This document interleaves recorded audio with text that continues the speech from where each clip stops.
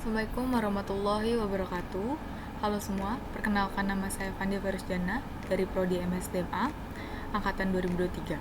Saya ingin menjelaskan mengenai proyek statistik yang berjudul Hubungan Intensitas Penggunaan Media Sosial Instagram Terhadap Kesehatan Mental pada Mahasiswa Manajemen Sumber Daya Manusia Angkatan 2023 di Politeknik STI Allen, Jakarta. Nah, di sini saya sudah menentukan untuk variabel X itu adalah intensitas penggunaan media sosial Instagram, dan untuk variabel Y yaitu kesehatan mental. Setelah menentukan variabel X dan Y, maka kita harus melihat indikator dari masing-masing variabel. Yang pertama, untuk variabel X itu indikatornya perhatian, penghayatan, durasi, dan frekuensi. Dan indikator variabel X itu yang pertama, terhindar dari gangguan jiwa, mampu menyesuaikan diri, mampu memanfaatkan potensi secara maksimal, dan mampu mencapai kebahagiaan pribadi dan orang lain.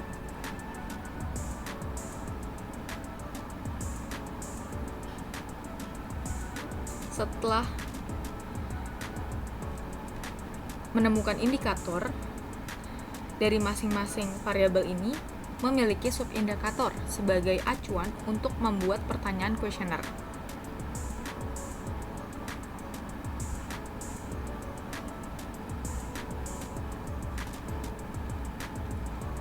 Selanjutnya, untuk menentukan hipotesis, di sini saya menggunakan dua hipotesis. Yang pertama, terdapat hubungan yang signifikan, dan kedua, tidak terdapat hubungan yang signifikan dari intensitas penggunaan media sosial Instagram terhadap kesehatan mental pada mahasiswa manajemen sumber daya manusia aparatur angkatan 2023 di Politeknik STI Allen, Jakarta.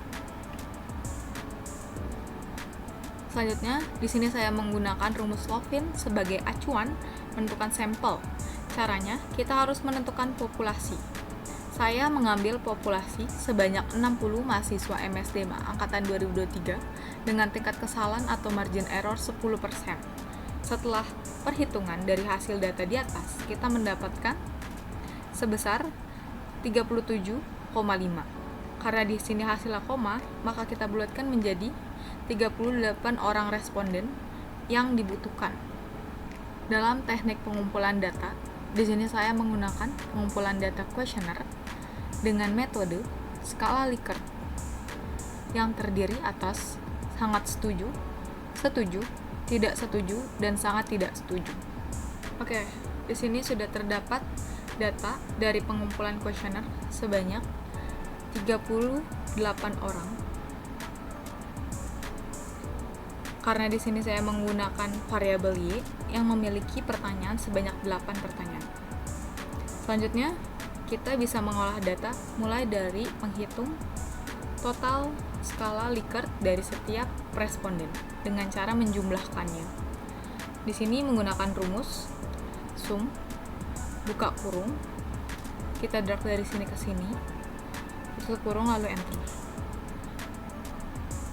Kita bisa menggunakan rumus yang sama pada responden selanjutnya. Setelah menghitung semua total setiap responden, maka kita bisa urutkan di tabel selanjutnya untuk melihat nilai terkecil yaitu 17 dan terbesar yaitu 27. Dengan cara kita bisa drag dari atas sini sampai bawah, lalu klik Sort and Filter, lalu kita pilih untuk melihat yang terkecil ke terbesar atau yang terbesar ke terkecil. Setelah menentukan data terkecil dan terbesar, kita harus menentukan data tunggal dari variabel Y. Dan di sini sudah terdapat beberapa data.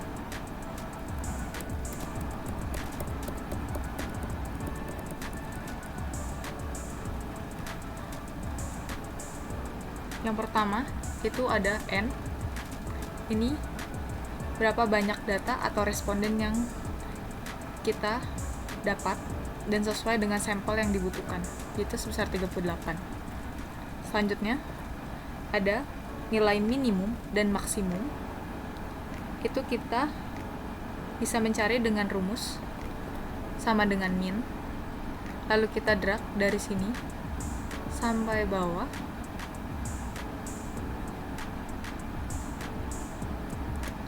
Lalu enter. Begitu juga dengan nilai max sama dengan max, buka kurung, drag dari sini, lalu enter. Dan untuk pada tabel median, kita bisa menggunakan rumus sama dengan median, lalu drag sini,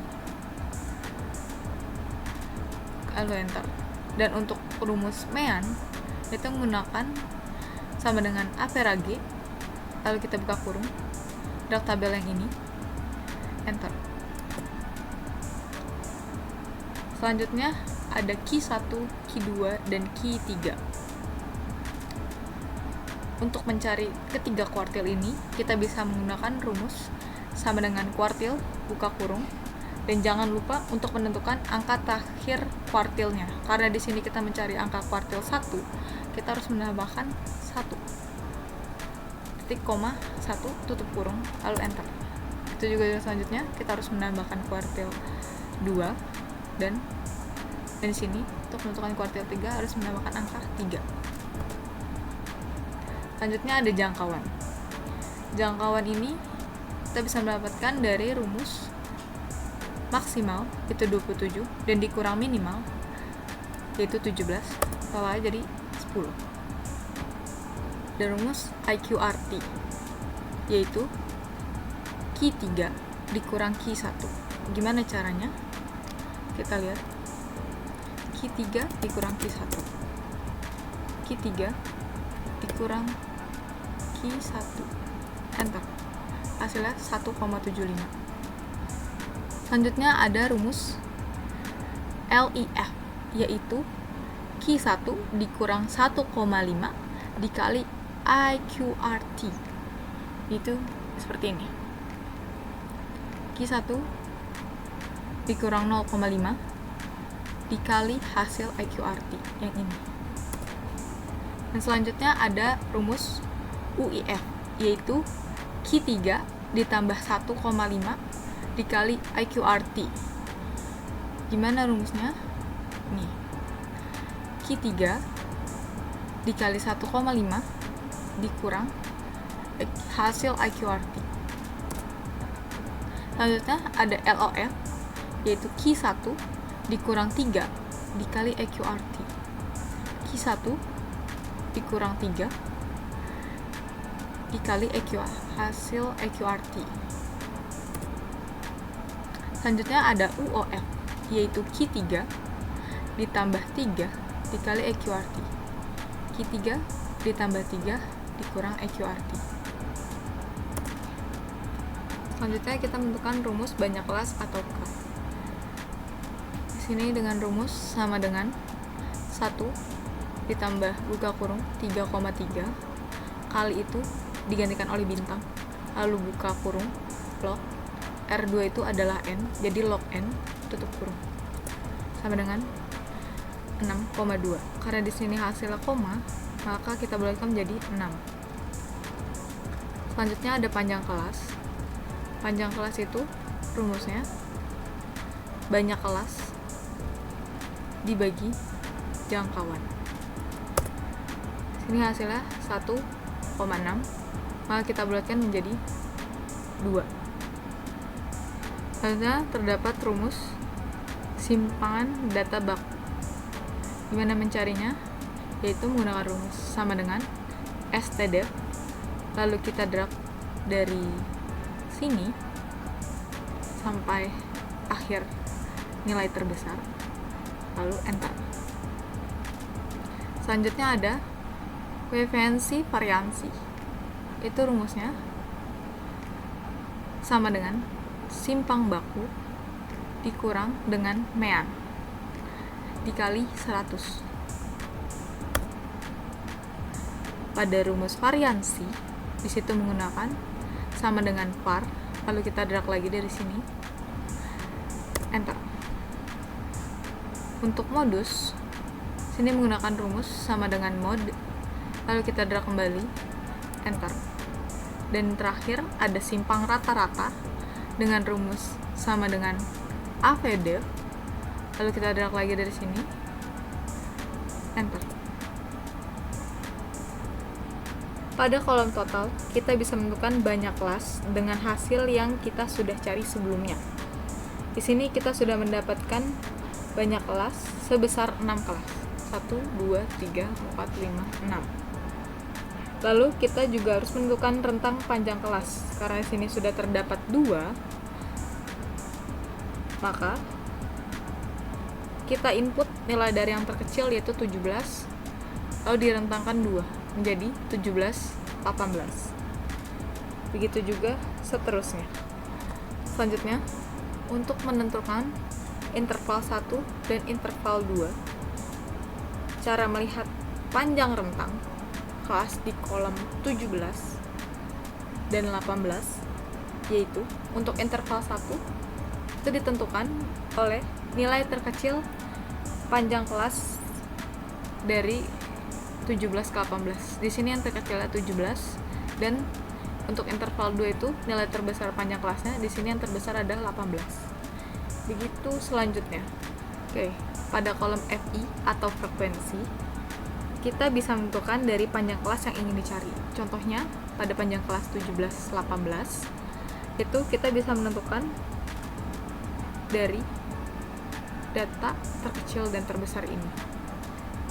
Frekuensi dari 17 dan 18 itu hanya 1, maka kita masukkan 1.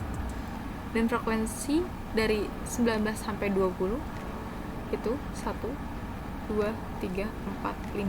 Maka kita masukkan di sini 5. Begitu seterusnya. Dan selanjutnya ada frekuensi kumulatif. Frekuensi kumulatif ini kita bisa menggunakan rumus penjumlahan dari sini. Sama dengan sum, kolom yang ini kita samakan 1, lalu ditambahkan kolom yang sebelah sini 6. Begitu juga selanjutnya pada kolom X1 atau nilai tengah. Sini kita bisa mencari dengan rumus sama dengan interval 1 ditambah interval 2 dibagi 2. Rumusnya juga sama dengan buka kurung interval 1 ditambah interval 2 dibagi 2. Begitu seterusnya. Selanjutnya ada frekuensi dikali nilai tengah. Caranya, frekuensi dikali atau bintang nilai tengah. Oke. Ada kolom X1 dikurang X bar. Bagaimana caranya? Kita bisa mencari sama dengan ABS atau absolut nilai tengah dikurang mean. X bar itu adalah mean, sama dengan 4,97. Kenapa ditambahkan absolut? Karena absolut adalah nilai mutlak yang tidak boleh ada minusnya. Menggunakan rumus yang sama sampai akhir. Dan selanjutnya ada X1 dikurang X bar pangkat 2. Jadi kita hanya bisa memangkatkan 2 dari rumus yang ini. Jadi rumusnya sama dengan klik yang ini, lalu dipangkatkan 2 dengan tanda ini, enter. Begitu juga dengan seterusnya. Selanjutnya ada kolom F1 dikali XI dikurang X bar pangkat 2. Bagaimana caranya? Jadi sama dengan frekuensi yang ini dikalikan dengan hasil X1 kurang X bar pangkat 2 yang ini, enter. Ini menggunakan rumus yang sama, sini dikalikan ini. Oke. Selanjutnya ada di kolom frekuensi dikali X1 kurang X bar. Caranya, frekuensi ini dikalikan hasil yang ini. Oke. Yang ini juga begitu. Frekuensi dikalikan hasil yang ini. Oke. Pada olah data indikator responden, ini kita bisa menginput data secara manual melalui hasil setiap pertanyaan di Google Form. Oke, contohnya pada pertanyaan 1, skala yang memilih hanya satu orang sebesar 2,6%, skala 2 dipilih sebanyak 3 orang sebesar 7,9%, skala 3 dipilih 17 orang sebesar 44,7%, begitu juga skala 4. Karena di sini saya mengambil data dari variabel Y, maka disesuaikan hasil dari responden pada pertanyaan di variabel Y. Oke, kita lanjutkan pada median data berkelompok. Di sini kita harus menentukan beberapa kolom. Yang pertama adalah N. N itu 38. 38 dari mana? 38 dari N sini. Dilanjutkan yang kedua ada L1 atau batas kelas bawah median. Itu dapatnya dari mana? Dari sini. Karena itu adalah nilai terkecil dari kelas median. Kelas median kita kan 22. Terus yang terkecil di sini adalah 21. Karena ini batas kelas, maka dikurangi 0,5. Jadi 21 dikurang 0,5 jadinya 20,5. Selanjutnya ada frekuensi median. Frekuensi median itu dapat dari sini. Frekuensi median atau frekuensi nilai tengahnya. Selanjutnya ada median frekuensi kumulatif. Itu dapat dari mana? Dari frekuensi kumulatif yang ini. Nilai tengah frekuensi kumulatif. Selanjutnya panjang kelas atau C. Panjang kelasnya dari mana? Dari sini. 2. Oke, lanjut. Untuk menemukan median data berkelompok, di sini menggunakan rumus L1 ditambah N bagi 2, N bagi 2 itu 38 bagi 2, lalu dikurang median frekuensi kumulatif, lalu dibagi oleh frekuensi median, dikali C. Totalnya jadi 20,23. Maksudnya ada modus data berkelompok. Untuk menentukan L1 atau batas kelas bawah modus itu adalah karena modus di sini nilainya 22 dan batasnya ada nilai terkecil yaitu 21. Maka 21 dikurang 0,5.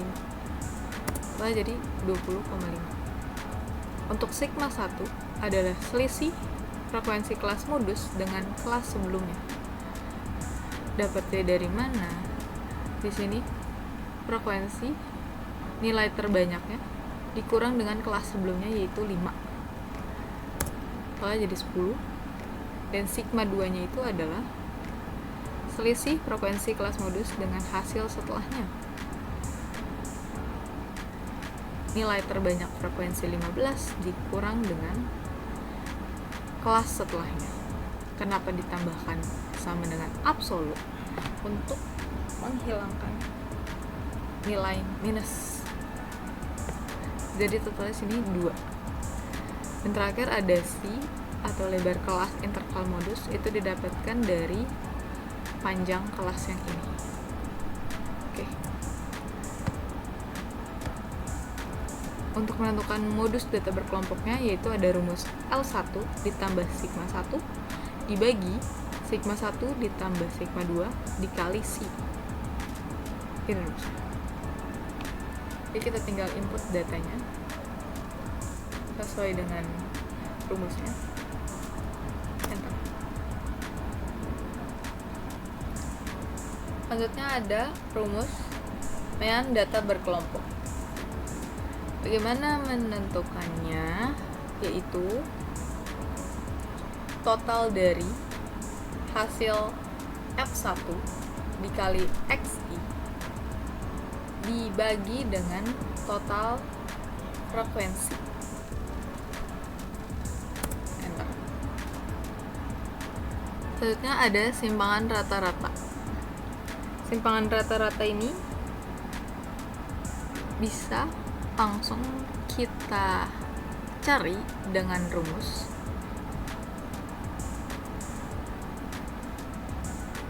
total dari F1 dikali X1 dikurang X bar yang ini dibagi dengan N. Enter. Jadinya 31,18. Selanjutnya ada standar deviasi atau simpangan baku berkelompok. Caranya total dari frekuensi dikali X1 dikurang X bar pangkat 2 yang ini dibagi dengan N. Enter.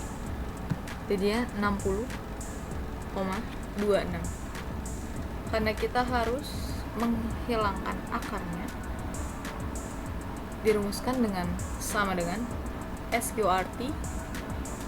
Kita klik kolom yang ini, enter. Selanjutnya ada koefiensi variansi data berkelompok.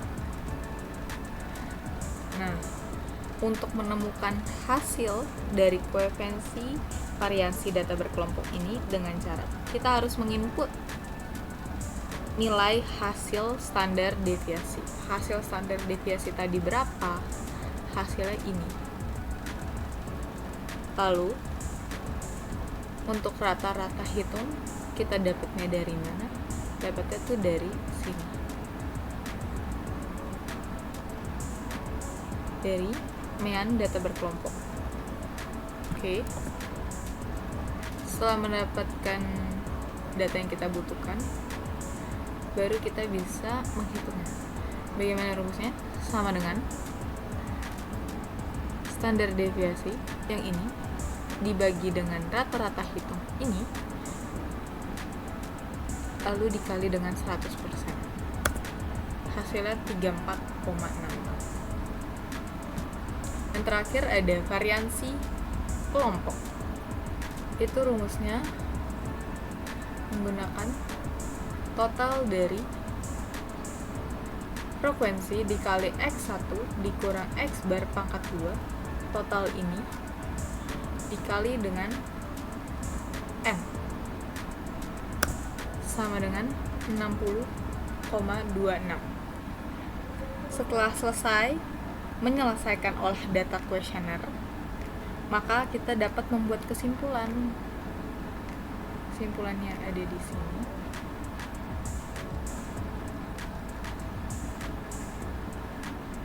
Oke. Kesimpulan, dengan melihat olah data indikator responden, seberapa banyak mayoritas dari setiap pertanyaan. Nah, di sini saya mendapatkan beberapa kesimpulan. Salah satunya dari pertanyaan pertama, yaitu mendapatkan mayoritas responden setuju menggunakan Instagram untuk mengabadikan momen. Lalu begitu juga dengan pertanyaan selanjutnya. Sekian laporan proyek statistik yang saya buat. Terima kasih.